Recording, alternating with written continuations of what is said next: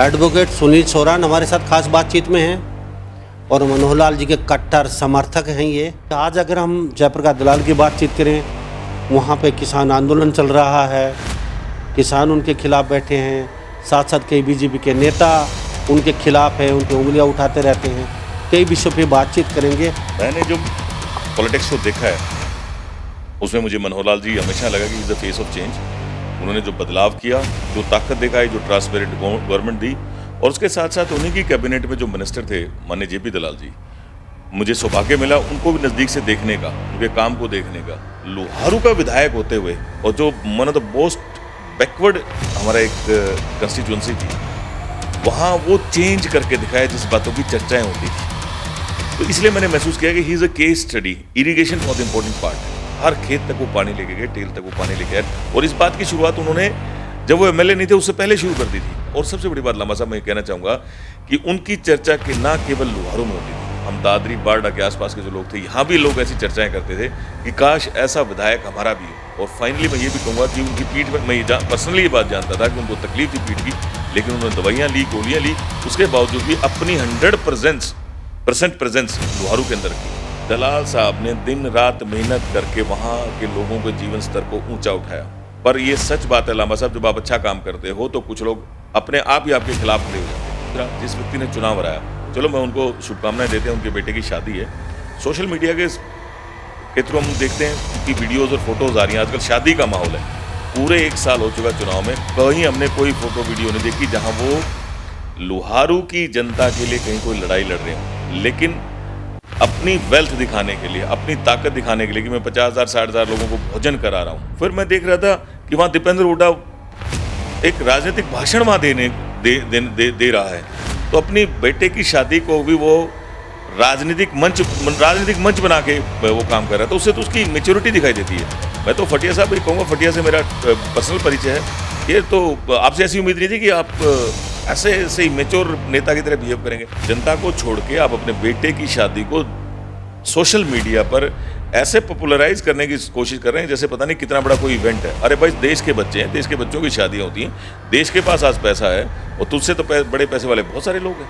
तो इससे तो आपकी मानसिकता का पता चलता है। भैया आदमी जिसने कहीं दाएं बाएं से 2 नंबर पैसे कमा के कुछ पैसे वेल्थ इकट्ठी कर ली हो और अपनी शो ऑफ करने के लिए ऐसे कोई काम करता हो तो वो अच्छा लगे। अरे तुम तो पब्लिक लाइफ में रहने वाले आदमी हो, तुम्हारी कोई प्राइवेट लाइफ थी थोड़ी है। तुम तो विधायक हो, तुम तो एक हल्के को रिप्रेजेंट कर रहे हो, और उसके बाद तुम वहाँ कर क्या रहे हो? अपने लड़के की शादी का ऐसा भोंडापन करके दिखा रहे हो। तुम शर्म आनी चाहिए तुम्हारे को इस बात के लिए। और कुछ बीजेपी के लोग जिन्होंने माननीय दलाल साहब की पीठ पर छुरा घोंपने का काम किया, उनकी वजह से चुनाव जीत गए। उन नेत्री को भी शायद ऐसा लगने लग गया होगा कि कहीं ये हमारी फैमिली के साथ जुड़ के आज तक यहाँ आया और आज ये हमारे से ऊपर चला गया। और ये सच बात भी है। वो बंसीलाल का चेला गुरु से भी अकड़ हो गया था। उसने ये तो कहती है कि हम चौधरी बंसीलाल के सपने पूरे करेंगे, सपने पूरे दलाल साहब कर रहे थे। और मैं गारंटी कहता हूँ इस बार वो दोबारा चुनाव जीत जाते, परमात्मा एक मौका उनके और देते, तो पूरे देश के अंदर लोग जानते हैं कि कौन है जयप्रकाश दलाल। सद्भावना यात्रा निकल रही है कांग्रेस की, ब्रिजेंद्र और वीरेंद्र डूमर का दोनों, तो सब आपके दादरी से भी निकल रही है। और सर आपकी पार्टी में रहे वो तो पिता पुत्र दोनों के पास बड़ा पत्ता। चौधरी वीरेंद्र सिंह क्योंकि बुजुर्ग आदमी, ऐसा तो कहना ही चाहिए, सारी उम्र चौधरी छोटू राम के नाम का खाया, सारी उम्र। अब उससे अगली पीढ़ी वो खाने को तैयार होगी। एज ए डीसी और एज ए आईएएस भी उसकी कोई परफॉर्मेंस नहीं थी ब्रिजेंद्र सिंह की। कोई नहीं कह सकता कि उसने कोई एज ए एक आईएएस सिविल सर्वेंट होते उसने कोई अच्छा काम किया हो। अब ये एक नौटंकी कर रहे हैं। ये दिख गया ना कि तुम अभी पॉलिटिकल हाशिए पर आ गए हो, सिर्फ अपनी पॉलिटिकल प्रेजेंस शो करने के लिए पूरे प्रदेश में घूम रहे हैं। उनके साथ तो कांग्रेस ही नहीं है, वो मिल ही नहीं सकता। ये चले हुए पटाखे हैं, फुस पटाखे हैं, उनके साथ तो कांग्रेस ही नहीं है भाई साहब। सबसे बड़ी बात है कि वीरेंद्र सिंह के साथ आज कांग्रेस ही नहीं है। कोई विजन और कोई अप्रोच नहीं है। 40-50 साल की राजनीति में वीरेंद्र सिंह के नाम कुछ भी नहीं है। वीरेंद्र सिंह अपने आप को कहता रहा 91 में कि मैं मुख्यमंत्री बनूंगा, उसके बाद भजनलाल की कैबिनेट में जाके मिनिस्टर बन के बैठ गया। कुर्सी का लालच इस व्यक्ति से कभी छुटा ही नहीं। नमस्कार, स्वागत आपका हरियाणा न्यूज़ 24 पे। मैं हूं मुन्ना लांबा, मेरे सहयोगी हिमांशु लांबा के साथ। हम मौजूद आज चरखी दादरी में, और हमारे साथ फिर खास दोबारा से खास मेहमान एडवोकेट सुनील सोरान हमारे साथ खास बातचीत में हैं, और मनोहर लाल जी के कट्टर समर्थक हैं ये। तो मनोहर लाल जी के तो कट्टर समर्थक हैं ही, अक्सर मैं कहता हूँ।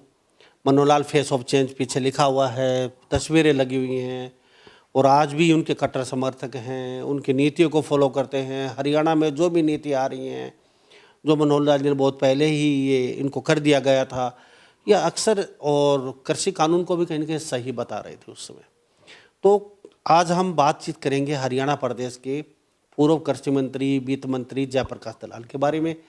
उनको भी ये केस स्टडी बोलते हैं। तो ये बोलेंगे केस स्टडी क्यों बोलते हैं, क्योंकि आज अगर हम जयप्रकाश दलाल की बातचीत करें, वहाँ पे किसान आंदोलन चल रहा है, किसान उनके खिलाफ बैठे हैं, साथ साथ कई बीजेपी के नेता उनके खिलाफ हैं, उन पर उंगलियां उठाते रहते हैं।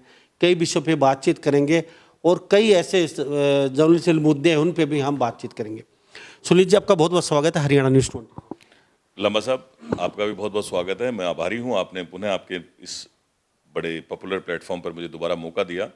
ये सही बात है लंबा साहब, मैंने जो पॉलिटिक्स को देखा है उसमें मुझे मनोहर लाल जी हमेशा लगा कि he is the face of change. उन्होंने जो बदलाव किया, जो ताकत दिखाई, जो ट्रांसपेरेंट गवर्नमेंट दी, और उसके साथ साथ उन्हीं की कैबिनेट में जो मिनिस्टर थे माननीय जेपी दलाल जी, मुझे सौभाग्य मिला उनको भी नज़दीक से देखने का, उनके काम को देखने का।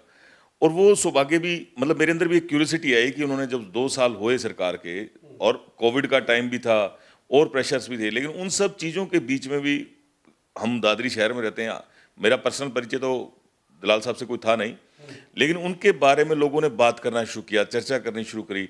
2 साल के अंदर अंदर उन्होंने बता दिया कि भाई कोई व्यक्ति है एज अ मिनिस्टर जो परफॉर्म कर रहा है। और पूरा 5 साल का कार्यकाल होते हुए तो मैंने इस बात को अच्छे से नोटिस किया कि उन्होंने अब एज ए कृषि मंत्री ना केवल पूरे हरियाणा में चेंज लाए, लेकिन लोहारू का विधायक होते हुए, और जो one of the most backward हमारा एक कंस्टिट्यूंसी थी, वहाँ वो चेंज करके दिखाया जिस बातों की चर्चाएं होती थी। तो इसलिए मैंने महसूस किया कि he is a case study. Irrigation बहुत इंपॉर्टेंट पार्ट है, हर खेत तक वो पानी लेके गए, टेल तक वो पानी लेके आए। और इस बात की शुरुआत उन्होंने, जब वो एमएलए नहीं थे उससे पहले शुरू कर दी थी। उन्होंने पहले इस बात को विजुअलाइज किया कि यहाँ पानी की जरूरत है, और बाद में जब मिले जब तो पता ही चला कि वो इन चीज़ों को बहुत गहराई तक जानते थे, क्योंकि वो चौधरी बंसीलाल के सहयोगी रहे थे, उनके साथ उन्होंने काम किया था। और उसके बाद उस 5 साल में उन्होंने जो उनके दिमाग में खाका था उसको जमीन पर उतार के दिखाया।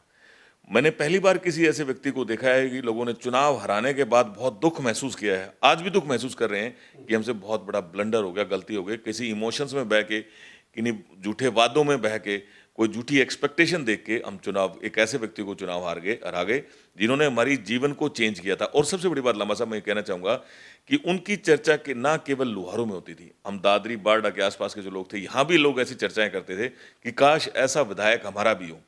तो इसलिए मैं कहता हूँ he was a case study. उन्होंने इरिगेशन पे काम किया, उन्होंने एजुकेशन पे काम किया, उन्होंने हेल्थ पे काम किया, उन्होंने इंश्योरेंस पे काम किया, और सबसे बड़ी बात यह कि लोगों का जो जीवन स्तर, एक जो लीडर की जरूरत होती है, उस जीवन स्तर को ऊपर उठा के दिखाया। और फाइनली मैं ये भी कहूँगा कि उनकी पीठ में, मैं पर्सनली ये बात जानता था कि उनको तकलीफ थी पीठ की, लेकिन उन्होंने दवाइयाँ ली, गोलियाँ ली, उसके बावजूद भी अपनी 100% प्रेजेंस लोहारू के अंदर रखी। किसी भी मामले में, वो टिड्डी का एक मामला आया, कोरोना का मामला आया, किसान आंदोलन आया, हर मामले में बेबाक होके लोगों के बीच, कहते ना आधी रात को खड़ा रहूंगा, वो व्यक्ति मैंने देखा जो आधी रात को खड़ा रहा। ठीक है सुनील जी, आपने सारी बातें बोली, केस स्टडी, लोहारू में जयप्रकाश दलाल ने ये कर दिया, वो कर दिया, पूरी जनता देख रही है, चलो ठीक है।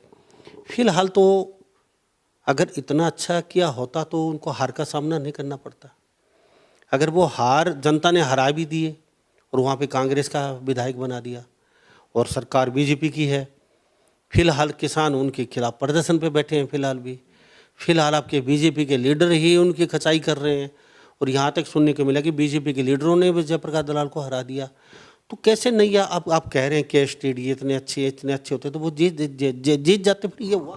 2 बातें लंबा सब, यस, ये बात भी मैं जरूर आपके प्लेटफॉर्म पर रखना चाहूँगा ताकि लोगों तक ये बात पहुँचे, लोग इस बात को जाने। यस, उनके साथ भितराघात हुआ, ये बिल्कुल सच बात है, और ना केवल उस दिन हुआ, उसके बाद भी, जैसे वो मनीषा का जब मौत का प्रकरण हुआ बेटी का, तो उस मामले में भी पूरी कोशिश की गई दलाल साहब को इम्प्लीकेट करने की।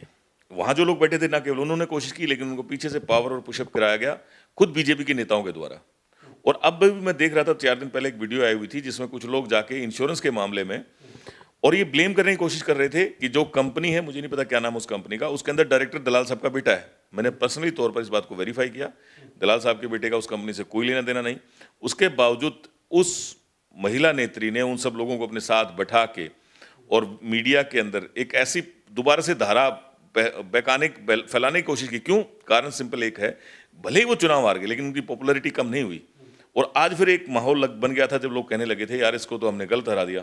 तो वो जो नेता हैं उन्हें उसकी वो पॉपुलैरिटी डाइजेस्ट नहीं हो रही, और उनका तो रिकॉर्ड ही ऐसा है। वो पहले जब दूसरी पार्टी में थे तब भी उनको किसी की पॉपुलैरिटी डाइजेस्ट नहीं होती, तब भी वो अपनी पार्टी के खिलाफ कार्रवाई काम किया करती थी, और यहाँ आके भी उन्होंने दलाल साहब के खिलाफ काम करना शुरू कर दिया। सब बड़ी बात, लांबा साहब, दलाल साहब ने दिन रात मेहनत करके वहाँ के लोगों के जीवन स्तर को ऊंचा उठाया। पर ये सच बात है लांबा साहब, जब आप अच्छा काम करते हो तो कुछ लोग अपने आप ही आपके खिलाफ खड़े हो जाते हैं। लेकिन दलाल साहब ने इस बात को साबित करके दिखाया, तुम कहीं तक जाओ, कैसा करो, तुम मेरा कुछ नहीं बिगाड़ सकते। अगर दलाल साहब चुनाव आ रहे तो उसमें अगर किसी का नुकसान हुआ तो वो लोहारू की जनता का था। और ये जो ऐसे सरीखे नेता है वो ये काम करते हैं। दूसरा, जिस व्यक्ति ने चुनाव हराया, चलो मैं उनको शुभकामनाएं देते हैं, उनके बेटे की शादी है, सोशल मीडिया के थ्रू हम देखते हैं उनकी वीडियोज और फोटोज आ रही हैं। आजकल शादी का माहौल है। पूरे 1 साल हो चुका चुनाव में, कहीं हमने कोई फोटो वीडियो नहीं देखी जहां वो लोहारू की जनता के लिए कहीं कोई लड़ाई लड़ रहे हो, लेकिन अपनी वेल्थ दिखाने के लिए, अपनी ताकत दिखाने के लिए कि मैं 50,000 60,000 लोगों को भोजन करा रहा हूँ, कुछ छुटभैया कलाकारों को नचा के उनकी पॉपुलैरिटी दिखा के। फिर मैं देख रहा था कि वहाँ दीपेंद्र हुड्डा एक राजनीतिक भाषण वहाँ दे रहा है, तो अपनी बेटे की शादी को भी वो राजनीतिक मंच बना के वो काम कर रहा था। उससे तो उसकी मेच्योरिटी दिखाई देती है। मैं तो फटिया साहब ये कहूँगा, फटिया से मेरा पर्सनल परिचय है, कि तो आपसे ऐसी उम्मीद नहीं थी कि आप ऐसे ही मेच्योर नेता की तरह बिहेव करेंगे। जनता को छोड़ के आप अपने बेटे की शादी को सोशल मीडिया पर ऐसे पॉपुलराइज करने की कोशिश कर रहे हैं जैसे पता नहीं कितना बड़ा कोई इवेंट है। अरे भाई, देश के बच्चे हैं, देश के बच्चों की शादियां होती हैं, देश के पास आज पैसा है, और तुझसे तो बड़े पैसे वाले बहुत सारे लोग हैं। तो इससे तो आपकी मानसिकता का पता चलता है, और इसी तरह उस नेता की मानसिकता, उस नेत्री की मानसिकता का पता चलता है कि वो आके यहाँ भी अपने ही साथियों की पीठ में छुरा घोंपने की कोशिश कर रही है। और इससे वो जो अपने आप को किसान लीडर कह रहे हैं, उनकी मानसिकता का पता चलता है कि एक व्यक्ति जिसने दिन रात मेहनत करके यहाँ के जीवन शैली को उठाने का काम किया, लोगों की जीवन शैली को उठाया, अपनी जलन की भावना से, अपनी राजनीतिक रोटियां सेकने के लिए, अपने खुद के पर्सनल बेनिफिट लेने के लिए तुम एक ऐसे आदमी पर दाग लगाने की कोशिश कर रहे हो जो निस्वार्थ भाव से आपका काम करता रहा। लांबा साहब, कोई कुछ भी कहे, चांद के ऊपर आप दाग नहीं लगा सकते। हमारे साथ एडवोकेट सुनील सोलन खास बातचीत में मौजूद हैं।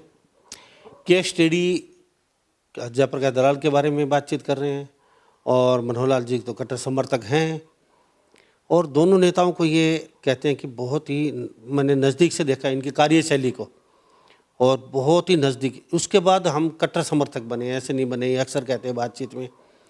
अब हम अगर जयप्रकाश दलाल जी की बातचीत करें, चलो अब उनके सामने जो लीडर हैं, आप लोग भी कहते हैं, आप भी अभी कह रहे थे कि वो गाय बगाए कभी दिखाई नहीं देते विधायक बनने के बाद। तो अब टीआरपी की बातचीत करें, अक्सर हम जैसे बातचीत करें भाई अखबारों में, टीवी पे बड़े बड़े बयानबाजी, भाषण, खर्चा मत करो, पंचायतें हो रही हैं, मृत्यु भोज, विद्या का दिखावा, आडंबर भोजन, ये सब बंद कर दो, वो पैसा बचा के गांव के विकास कार्य में लगाओ, कहीं लगाओ। और दूसरी तरफ ये बड़े नेता ये शान शौकत दिखा रहे हैं, तो ये लोगों को क्या दिखाना चाहते हैं? ये नेता होते हैं ब्रांड एम्बेसडर। ये इतना मतलब हाव लड़ करके कहीं के गरीब आदमी को और दबा रहे हैं, गरीब आदमी को और मार रहे हैं। सर, इस बात में मैं आपका समर्थन करता हूं। मैं भी लांबा साहब, बल्कि मैं आपके इस चैनल के माध्यम से जो आपने जो शब्द कहे ना, ये बहुत खूबसूरत शब्द कहे।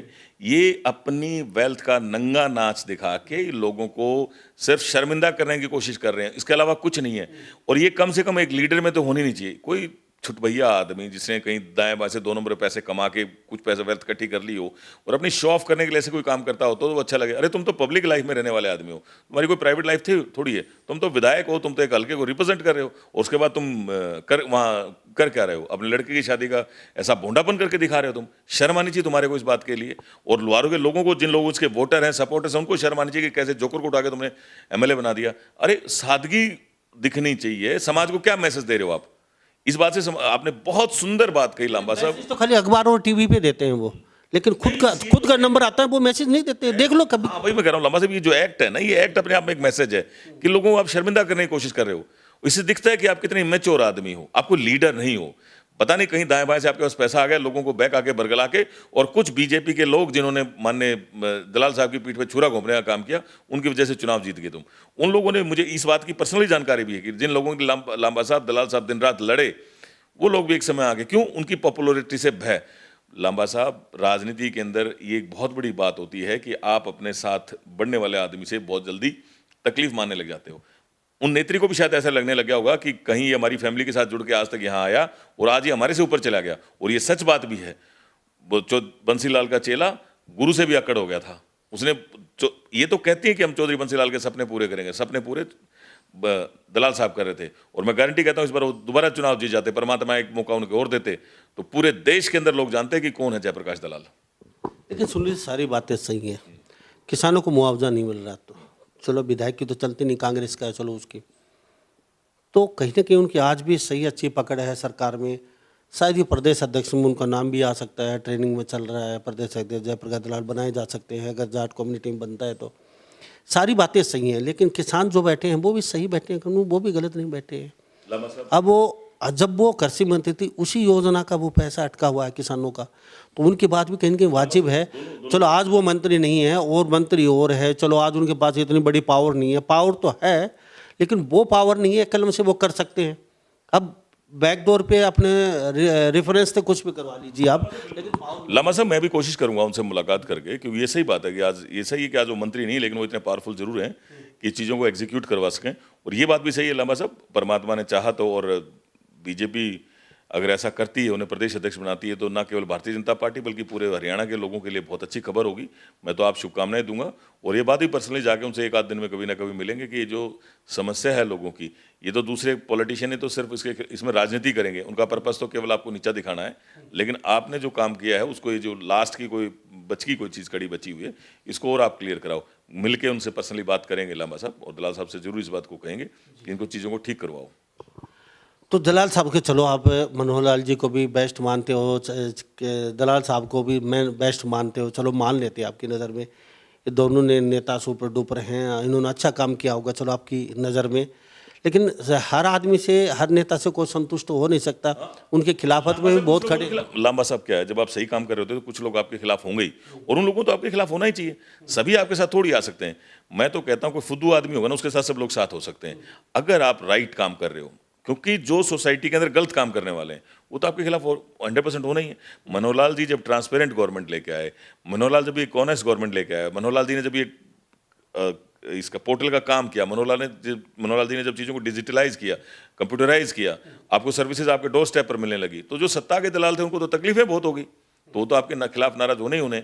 मनोहर लाल जी जब ईमानदारी से नौकरियां देनी शुरू करी, तो जो लोग गांव में बैठ के सफ़ेद कपड़े पहन के कहते थे कि तारे छोरे ने मैं नौकरी लगवा दूंगा, जो वहाँ पैसे लेते थे, उनकी तो दुकानें बंद हो गई। इसी प्रकार जब एक साधारण घर का बेटा, एक फौजी का बेटा, जब जयप्रकाश दलाल जैसा व्यक्तित्व सामने आया, कृषि मंत्री रहा और एज ए कृषि मंत्री उसने अपने आप को साबित करके दिखाया, तो सबसे बड़ी तकलीफ है किसको हुई? वो जो पहले ऑलरेडी सत्ता में बैठे थे, उनके खुद की तो कुछ बस की बात है नहीं, लेकिन कोई आदमी काम कर रहा है, चीज़ों को आगे बढ़ा रहा है, उसकी पॉपुलैरिटी हो रही है, तो उनको तो तकलीफ होनी थी। तो उन नेताओं को भी तकलीफ होगी, उनके जो चेले चपाटे यहाँ गाँव में घूमते हैं, उनकी नकली झंडी उठाए, उनको भी तकलीफ होनी थी। और उस तकलीफ का नुकसान आम आदमी, आम जो बेचारा किसान था उसको कर दिया। एक ऐसे जोकर को एमएलए बना के बैठा दिया जो अपने बेटे की शादी का भोंडापन लोगों को दिखा रहा है। हमारे साथ एडवोकेट सुनील सोरान है, खास बातचीत में चरखी दादरी से आते हैं।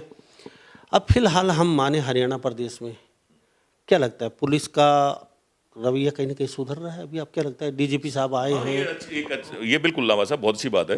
डीजीपी साहब ने एक बहुत अच्छा मैसेज देने की कोशिश की है, एक स्ट्रिंजेंट एक्शन देने की कोशिश की है, लेकिन मैं इतनी जल्दी नहीं कहूँगा कि रवैया सुधर रहा है, क्योंकि ये कई सालों की गंदगी है, इसको साफ होने में समय लगेगा। सबसे बड़ी बात है मानसिकता और सिखलाई की।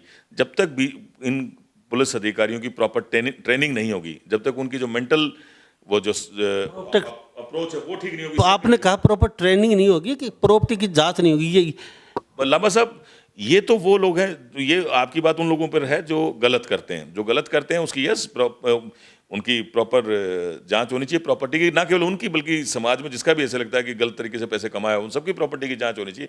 लेकिन पुलिस एक बहुत इंपॉर्टेंट पार्ट है सोसाइटी का, क्योंकि वो देखो लामा साहब, मैं और आप अभी उठ के बाहर निकल जाते हैं, ठीक ठाक अपने घर पहुंचते हैं या कहीं डेस्टिनेशन पहुंचते हैं, उसका बड़ा कारण भी पुलिस ही होती है। मैं कोई पुलिस के खिलाफ नहीं हूँ, पुलिस की भी बड़ी हार्ड कंडीशंस हैं, जिस कंडीशन में उनको जॉब करनी पड़ती है, 24-24 घंटे की जॉब है, अपने घर परिवार को छोड़ के कहीं वो बैठे रहते हैं। और मैं डीजीपी साहब के उस स्टेप्स को वेलकम करता हूं कि जहां उन्होंने कहा है कि पुलिस थोड़ा सॉफ्ट हो, अपना रवैया ठीक करे, क्योंकि जैसे ही कोई भी पुलिस वाला जो हमारा भाई है वो यूनिफॉर्म पहनता है, एकदम से वो जानवर बन जाता है, मतलब उसकी भाषा ही बदल जाती है, बात करने का तरीका बदल जाता है। उन्होंने दूसरा बात ये जो कंस्टेबली टाइप जो ये जो तरीका चल रहा था ऑलरेडी कि भाई ब्रिटिश की पुलिस है, उसको छोड़ के भी इन्होंने को जमीन पर आने के लिए कहा है। ये सही बात है लांबा साहब, आप मैं तो हमेशा कहता हूँ, आप इसको चौक को क्रॉस करते हो, इधर से कोई एसपी आने वाला होता है तो वहाँ खड़े जितने भी हवलदार हैं वो सारे सब ट्रैफिक को रोक देते हैं कि जैसे उसके बाप की सड़क है, जैसे अभी वायसराय कोई आने वाला है, ऐसे डीसी आता है तो। और जब आप किसी ग्रीवेंसेस को लेकर उनके ऑफिस में जाते हो तो वहाँ बात बहुत ज़्यादा भीड़ रहती है। और मुझे लगता है मेरी बात सुन के उन्होंने इस बात को भी एड्रेस किया कि वहाँ बैठने के लिए एक प्रॉपर ड्राइंग रूम भी होना चाहिए। तो शायद ऐसा करें, ये सुधारें अपने आप को। सुनील जी, सद्भावना यात्रा निकल रही है कांग्रेस की, और कौन निकाल रहा है? ब्रिजेंद्र और वीरेंद्र डूमर का दोनों, तो सब आपके दादरी से भी निकल रही है। और सर आपकी पार्टी में रहे वो तो पिता पुत्र दोनों के पास बड़ा पत्ता। और किसान आंदोलन में जब किसान की बात चल रही, आपके कानूनों को वो सही बता रहे थे, आज कांग्रेस में आप क्या? वीरेंद्र सिंह चौधरी वीरेंद्र सिंह, क्योंकि बुजुर्ग आदमी, ऐसा तो कहना ही चाहिए, सारी उम्र चौधरी छोटू राम के नाम का खाया, सारी उम्र। अब उससे अगली पीढ़ी वो खाने को तैयार हो गई है। एज ए डीसी और एज ए आईएएस भी उसकी कोई परफॉर्मेंस नहीं थी ब्रिजेंद्र सिंह की। कोई नहीं कह सकता कि उसने कोई एज ए एक आईएएस सिविल सर्वेंट होते हुए उसने कोई अच्छा काम किया हो। और यही हालात वीरेंद्र सिंह की है एज ए मिनिस्टर। और बीजेपी ने तो पता नहीं क्या दे दिया वहाँ तो आपको भाई साहब इतना भाई साहब पता क्या, ये सत्ता के इतने लोलुप होते हैं। चौधरी वीरेंद्र सिंह को तो देख के ऐसा लगता है कि यार इसको तो क्या ही कह दें। आज आपकी पार्टी को गाली दे रहे हैं। अरे लांबा साहब, उनकी मैं औकात बताऊं आपको, उनको रेलवे मिनिस्टर के लिए ऑफर आ गया, ये हो गया कि भी नया कोर्ट से वाले आज तेरे की ओथ सेरेमनी होनी है, और एंड टाइम पर उसकी वो कैंसिल कर दी ओथ सेरेमनी। उसके अंदर इतने गट्स नहीं थे, बल्कि उसने पूरी फैमिली को तैयार कर लिया था, अपने जितने सपोर्टर्स है, ये जो घूम रहे ना पीछे पीछे, इन सब सपोर्टर्स को चेले चपाटों तैयार कर लिया था कि तुम्हारा नेता अब मंत्री बनने वाला है कांग्रेस सरकार में। और एंड टाइम पर उनको टेलीफोन आ गया पीएमओ से कि नहीं जी आपकी ओथ सेरेमनी नहीं हो रही है। मतलब उसमें कोई गैरत नहीं है, कोई गैरत नहीं है। सरकार उससे पार्टी नहीं छोड़ी गई, कांग्रेस नहीं छोड़ पाया, वहीं बैठा रहा। जब लगा कि अब बीजेपी की सरकार आने वाली है, वो जब बीजेपी जब सरकार आने वाली थी 2014 की, 2014 में लोकसभा चुनाव जीत गई थी बीजेपी, और ये लगा कि अब सरकार आने वाली है, तब कूद के वो बीजेपी में आए थे। और बीजेपी ने फिर उनको पूरा सम्मान दिया, सिर्फ चौधरी छोटू राम का नाम लेके, लेकिन वो सम्मान के काबिल थे नहीं। ना वो as a Panchayati Raj minister कुछ परफॉर्म कर पाए, ना एज ए स्टील मिनिस्टर कोई परफॉर्म कर पाए। फिर उनकी वाइफ को चुनाव लड़वाया, विधायक बनाया, वो भी एज ए विधायक फेल रही। उसके बाद उनके बेटे को सांसद बनाया, वो भी एज ए सांसद नदारद रहा, सोता रहा। अब ये एक नौटंकी कर रहे हैं। ये दिख गया ना कि तुम अभी पॉलिटिकल हाशिए पर आ गए हो, सिर्फ अपनी पॉलिटिकल प्रेजेंस शो करने के लिए पूरे प्रदेश में घूम रहे हैं। उनके साथ तो कांग्रेस ही नहीं है, वो मिल ही नहीं सकता। ये चले हुए पटाखे हैं, फुस पटाखे हैं, उनके साथ तो कांग्रेस ही नहीं है भाई साहब। सबसे बड़ी बात है कि वीरेंद्र सिंह के साथ आज को कांग्रेस ही नहीं है। उनको पता है ये बिन पेंदी का लोटा है, कभी इधर तो कभी उधर, तो कलाबाजियां करता रहेगा इसी कोई। और ये भी कांग्रेस में आके भी वही गंदी राजनीतियां करता रहेगा, कभी कोई गुट बनाएगा, कभी किसी और चक्कर में जाएगा, कहीं और बैठेगा। कोई विजन और कोई अप्रोच नहीं है। 40-50 साल की राजनीति में वीरेंद्र सिंह के नाम कुछ भी नहीं है। वीरेंद्र सिंह अपने आप को ये कहता रहा 91 में कि मैं मुख्यमंत्री बनूंगा, उसके बाद भजनलाल की कैबिनेट में जाके मिनिस्टर बन के बैठ गया। कुर्सी का लालच इस व्यक्ति से कभी छुटा ही नहीं। इसकी इंसल्ट होती रही, बेइज्जती होती रही, कांग्रेस में खूब इंसल्ट हुई, लेकिन कुर्सी का लालच नहीं छूटा। और आज फिर अपनी बेइज्जती कराने के लिए वहां जाके पहुंच गया। यहाँ मनोहर लाल जी ने इनको बहुत, पूरी फैमिली को पूरा मान सम्मान दिया। अरे माननीय मोदी जी तो जब कनाडा गए थे, मैं पर्सनली जानता हूं इस बात को, इनकी बेटी के घर भी गए थे, इतनी रिस्पेक्ट दी चौधरी छोटू राम के नाम से। लेकिन भाई हर आदमी थोड़ी रिस्पेक्ट डाइजेस्ट कर सकता है। तो ये हाल है इस फैमिली का, कुछ नहीं कहना इनके बारे। अब चलते चलते इतना बता दीजिए, आपकी बीजेपी के लीडर ही जयप्रकाश दलाल की वो कर रहे हैं टांग खचाई, तो क्या आला कमान को पता नहीं है सबको भी ये क्या चल रहा है? बीजेपी खुद के लांबा साहब ये अपने अप्रोच से ऊपर चली जाती हैं चीज़ें। लेकिन मैं ये जरूर कहूँगा, जो लोग उनका विरोध करने की कोशिश कर रहे हैं, मुझे पूरा यकीन है दलाल साहब कोई अच्छी पोजीशन लेके उनके मुंह पर तमाचा मारने का काम करेंगे। दलाल साहब कोई कच्चा आदमी नहीं है, उसने अपने आप को साबित करके दिखाया है। और जितनी उसकी कोशिश कर लो, मेरी तो शुभकामनाएं दलाल साहब के साथ हैं। दलाल साहब का स्वास्थ्य बहुत अच्छा बना रहे, उनको परमात्मा एक मौका और दे जनता की सेवा करने का। वो he is a case study, लोग जानेंगे, समझेंगे, और लोगों को ये कहेंगे कि कोई काम करने वाला आदमी। तो आज जैसे चौधरी बंसीलाल को इस बात के लिए जानते हैं कि काम करने वाला कोई सीएम था तो वो चौधरी बंसीलाल था, तो ऐसी एज ए मिनिस्टर और एज ए विधायक किसी को जानते हैं काम करने वाला, तो उसका नाम जयप्रकाश दलाल था। सुनील जी बहुत बहुत धन्यवाद, बड़ा अच्छा लगा आपसे बातचीत करके। अक्सर आते हैं, आपका कीमती समय लिया, बहुत बहुत धन्यवाद हमारे प्लेटफॉर्म पे आते हैं। धन्यवाद लांबा साहब, बहुत धन्यवाद। तो हमारे साथ एडवोकेट सुनील सोरान खास बातचीत में बने हुए थे। तो इस बारे में आप क्या सोचते हैं, क्या वास्तव में है जयप्रकाश दलाल ने लुहारू में यानी कि लोगों की चांदी कर दी थी अपने समय में? क्या जयप्रकाश दलाल हार के लुहारू की जनता ने कुछ गलत किया हरा के? ये आप पे छोड़ते हैं। तो इस बारे में आप क्या सोचते हैं? सभी इन बातों के साथ मैं मुन्ना लांबा, मेरे सहयोगी हिमांशु लांबा के साथ, हरियाणा न्यूज़ 24। नमस्कार, जय हिंद।